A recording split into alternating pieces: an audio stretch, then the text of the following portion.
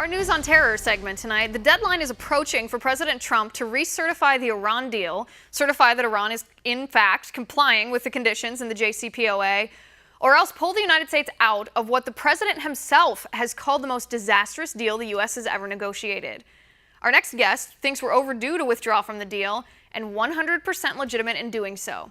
With me now from the Center for Security Policy, former CIA analyst Fred Fleitz. Fred, good to see you. Hey, Liz, good to be here. All right, Fred, you think that it is overdue for Trump to withdraw us from this deal. Why is that? Yeah, I really think the president should have torn up this terrible agreement on his first day in office. But there's a fight going on underway in Washington between people who want us to get out of the agreement and rip it up, and that includes Ambassador John Bolton, my former boss. I've been working with him. And there's another group of people, and I'm afraid this includes National Security Advisor H.R. McMaster, who are arguing, well, the president can decertify the agreement to Congress, but we'll stay in it to fix it later. Liz, this is crazy.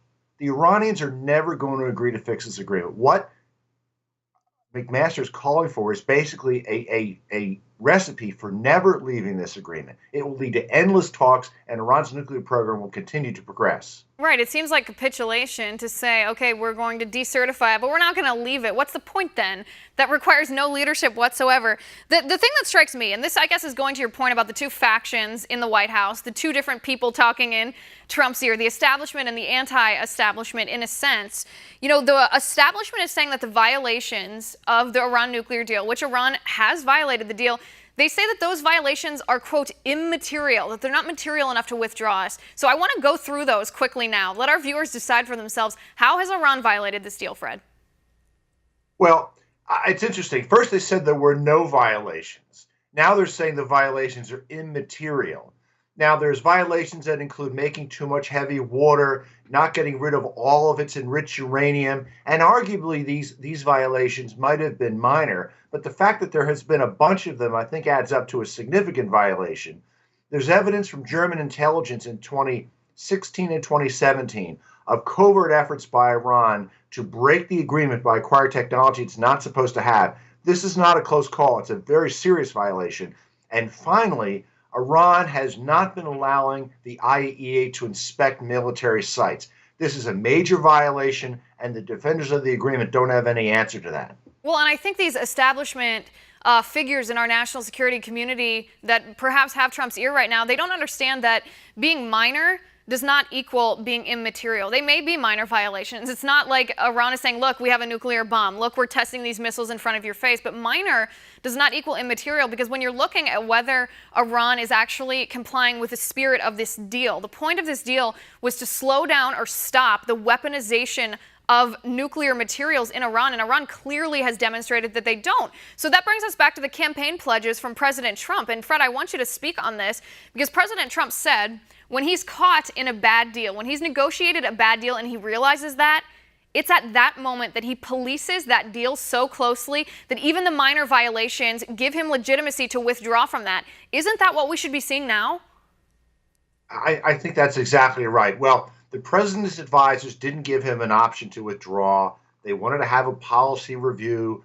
The president reluctantly went along with this. But he said during the last certification decision in July, that's it. I'm not going to certify again. The president has called this deal an embarrassment, the worst deal ever. And he's exactly right.